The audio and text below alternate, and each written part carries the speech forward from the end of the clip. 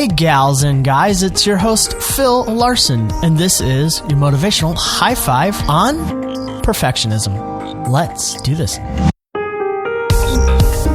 First things first, 2 new patrons this month. First is Holly Dudas, who came on at $1 a month, and this is your shout out. Thank you for your support. Additionally, Holly gets invited to our private Facebook group, which is a supportive community that offer a lot of encouraging things. And second, our new patron, Chrissa Lynn, who came on at $5 a month to join the Super High Five Club.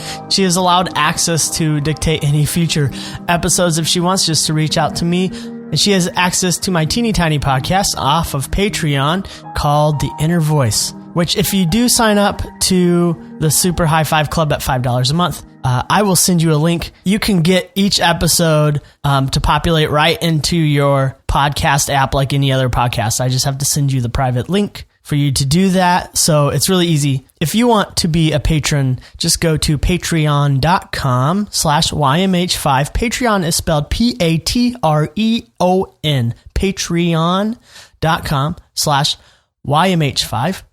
And this is just to offset some costs for the production of this podcast. It does cost a little bit to host, and I thank you for joining that team. It is a very committed few. So thank you. And as we rise up in that, some goals being met, which I want to edit a little bit, I want to release these episodes more often. So the more you support this podcast, the more episodes you will get. And before we jump into this episode, I just wanted to make a quick note that this is the second episode on perfectionism, the first being episode 18 from 3 years ago. So if you wanted to keep your mindset on this and learning about perfectionism, head on back there for another episode about it. And as we cross over the century mark of 100 episodes, here, my friends, is your motivational high five on perfectionism. Yes, it is past the middle of November. We are on episode 100, and I wanted this one to be perfect. Maybe something different or creative, some way to celebrate or commemorate. Maybe if I put the 100th episode on some 100-foot high pedestal, then it will just feel just right. And maybe I will be satisfied because I will arrive at this destination called feels right. But since there's no such thing as feels right, where 100% of everything is in 100% correct order, yielding 100% positive response, since that place doesn't exist, we never arrive. Hence the reason for a month and a half since episode 99. I just kept putting it off because maybe y'all think of the perfect idea. Well, I didn't. And perfectionism leads to 4 things, and I'm sure there's more than 4, but trying to figure that all out would be counter to the episode. So 1, perfectionism leads to procrastination, as I just shared. A month and a half. Here we are, but we're here. 2, perfectionism leads to unrealistic expectations or false hope, which leads to disappointment. I've been sharing off and on over the course of the podcast. One of the things that I have taken on over the last 3 years is running a marathon once a year. It's the same race. It's a pretty flat race in Indianapolis, but it's a good race. It's a good beginner race. I started the race this year with some unrealistic expectations. I had a time that I wanted to reach. I had a way of running the race that I wanted to follow. I had these things that in my mind, the perfect race for me looked like this. In around 18 or 19 miles as the pacer, and if anyone knows these races, they have pacers with the time that they plan on finishing. So if you want to run that time, you run with the pacer. Maybe you keep up with the pacer, you try to keep ahead of the pacer. And at mile 18 or 19, the pacer with the time that I wanted to finish on passed me. In order to finish that time, I had to catch up to them, and I just couldn't. I had this unrealistic expectation, this false hope, and it ended me in disappointment, at least initially, in regards to my time, thanks to my perfectionism. But really, there was a ton to be proud of. I still got a PR. I still raised much more money than I thought I would for clean water. And really, this is an example of how perfectionism can detract from the really important things. But this sort of perfectionism of unrealistic expectations and false hope that can very well lead to disappointment, this is where pastors get tripped up. And other, faith-based leaders, if you do this, if you say this prayer, if you perform this formula, you're in. Or this is what you do in order to get rid of this struggle of yours. Just pray, just believe more, pray more. And maybe it worked for them in some miraculous way or whatever. Will set others up for false hope, for disappointment when it doesn't work out for them. And maybe it will work out for them for a little while. All right. Well, what about the time where you're not perfect? Well, guess what? That's everyone. Guess what? That's disappointment. That turns people away. So especially someone who's new to the faith, this is dangerous. To say, this is what faith looks like. It looks like perfectionism. That is an impossible goal. This also, unrealistic expectations, false hope. This is where politicians let us down. And guess what? There is no politician that is going to do everything right. This is where parents fail us. This is where we fail our kids. Expectations in conjunction with perfectionism is very, very damaging. And number 3, perfection leads to limited perspective. Our perfection says my way is the right way. Well, reality says there's almost an infinite number of ways to view anything, because hardly anything is black and white. Everything is a complex issue. There's nuance we need to take into account, and anyone around the world can have their own perspective because they have their own unique experience.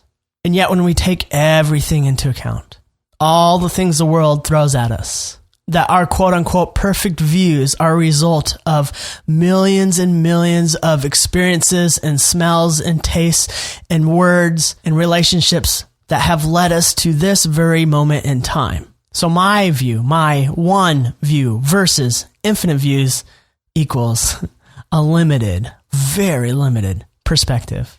My perfection says it has to be done this way. Hot button topics, policies, differing beliefs, differing orientations. This is the right way.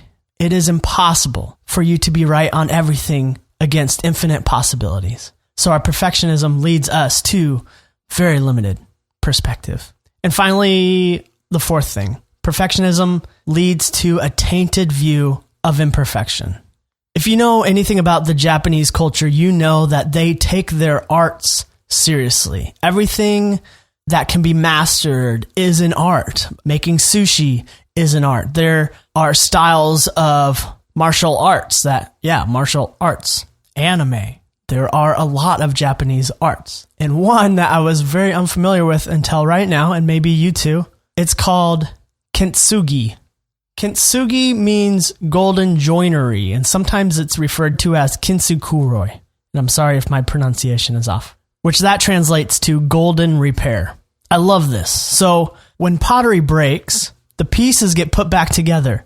And when they put it back together in this art form, this Japanese art form, they mend and seal the broken lines as a way to glue it back together with a lacquer mixed with powdered gold, silver, or platinum. And the philosophy is it treats the breakage and repair as something of the history of the object, rather than something to disguise. Author, speaker, and life coach Cami Travis Groves on her blog, CamiIMac.com. She wrote a great article on it, and she quoted this in the article.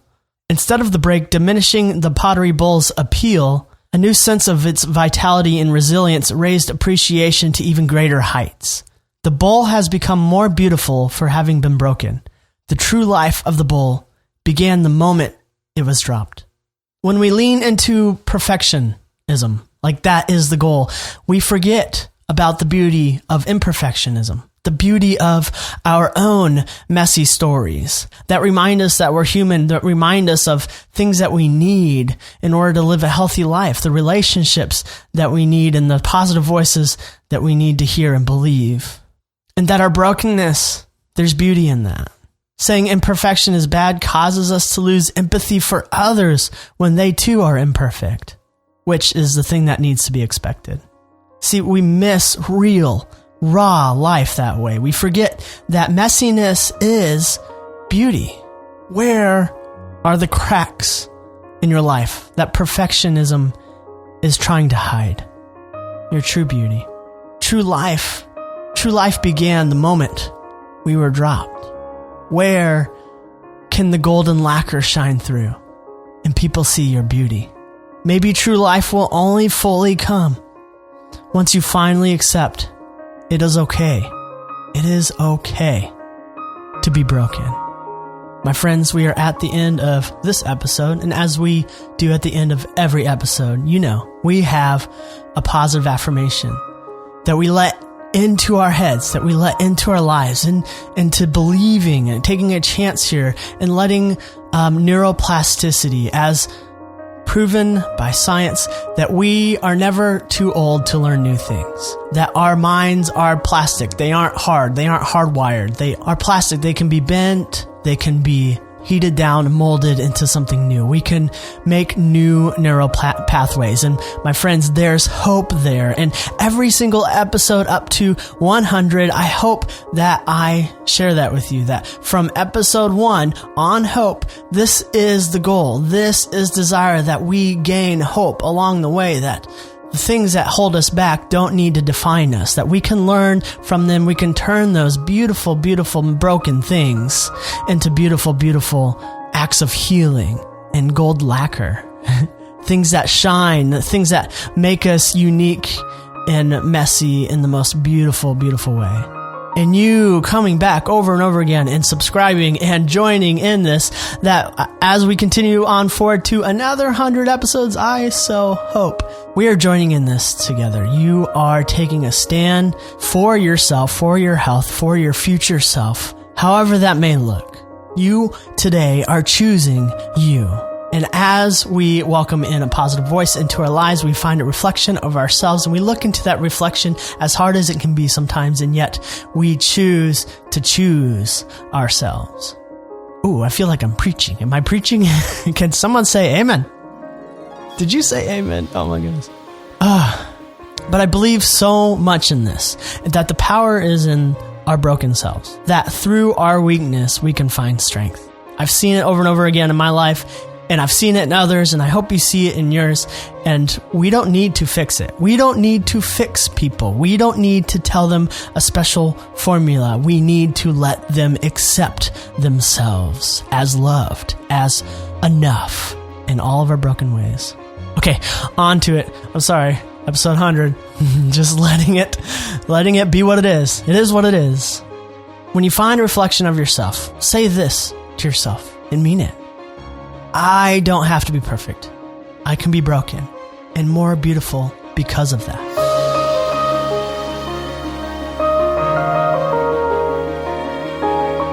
Happy 100, my friends. Before the next episode, before 101, we are on track to pass over 1 million downloads. 1 million downloads. I cannot believe it. And the support, the community, the almost 200 people on our private Facebook group, all of it. Man, I feel so lucky and so fortunate to have been joined by so many of you great, amazing people in this journey. And when I started, I was pretty timid. When I go back there and listen to some old recordings, I get a little embarrassed, but hey, that's just the imperfection of it. But I decided to embrace it, because when we're a perfectionist, I would have never done that. I would have never, ever done that. But you guys kept showing up. You're sending me emails. And we've had this ongoing conversation over the course of, get this, 4 years. Truly, I am thankful. This is a passion project for me. It replaced a blog of mine when that blogging service shut down. And around the same time, I was told by a boss in a roundabout way that my voice wasn't important, followed by unhealthy choices that really served only to further isolate myself. And shortly after that, went through my own period of brokenness, valley, shadow of death experience and started over. Kind of hit the reboot, emotionally, spiritually, really began to question some things, a lot of things. And a lot of that, and that's something that I have to continue to do, is this perfectionism. But out of that, starting to rise out of that pit, I realized I had some things to say to the world. Finally, I found my voice back. Why? Because of you and you continually showing up. I have some other people that I attribute this to as well, some family and some friends who have been with me along the way and have been encouraging me. And I have a spiritual life that I give thanks to my God, that I never want to feel like I have to force onto anyone, because I don't have to stand up for anything like that or anyone like that or any being like that, because he's big enough to do what he pleases, or she, or whatever. And all I have to do is, and all you have to do is, put forth the truth into the world. The truth as you know it, as you see it. It doesn't have to be perfect. It can be messy. It's better if it is messy. And then we can all poke at it. We can all prod at it. We could go, I like that. I'm not so sure about that. Let me wrestle with that. Allow yourself to be challenged by things, and then come back at it with your own truth that you feel like you are getting either from the truth voices that are in your life, or the bigger, higher purpose, or bigger, higher understanding, higher being of understanding that transcends me. It transcends me. I don't have all the answers. The moment that I think I do is the moment I've given into perfectionism, is the moment that I've become God. I've become my own God. This is the moment that I feel like I am healed. I no longer need to work on myself. And my friends, it is a lifelong endeavor, and I hope that you embrace it as well. Embrace the unknowing. Embrace the imperfection. Embrace the pain with not knowing, with trying to find the answers and trying to give the answers and being wrong. Let you be wrong. Let people be wrong. Let people fall down and make mistakes. All you have to do is worry about you, your reaction to it. If you're coming at it in a negative space, then you need to maybe clean your side of the street, but you're only responsible for your side of the street. The moment you try to be responsible for other people's side of the street, again, it's perfectionism. It gets in the way of relationship, of growing, of mending, of healing yourself. Everyone's responsible for their own healing. It's just the truth. You can share how it's worked for you. That's the best way I know how to do. This is how it's worked for me.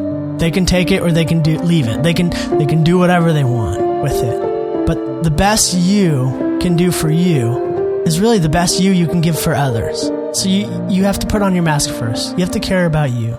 You really do. And care about others. But you, so that you can care about others. There's an order. Okay, so that's episode 100. That was really long. Not every episode is like this. I don't go on a huge old rant at the end, or the beginning, or the middle, or anywhere. But I don't know. I had a little extra on my mind. And guys, I'm not girls and gals. I don't want to say guys. I've tried to do that. I tried to not do that. Friends, my friends. I am not speaking to this episode lightly. I am so struggling with perfectionism right now.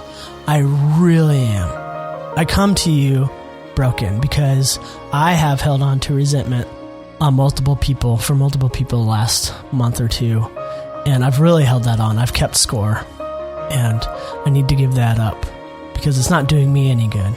It's like I'm drinking poison and hoping the other person dies. Not literally dies, you know what I mean? It's not helping me. This is not how we healthily confront resentment. This is perfectionism. My friends, you know how I end this. If you take anything, every episode, come back to you. I'm just some dude. I'm up in a top room of an office that I share with some other people, and no one's here, so I record on Fridays in little Pendleton, Indiana, and yet it's just waveforms. It's coming out of your car speaker or your phone or your headphones or whatever. It means nothing if you don't do something. It starts with you.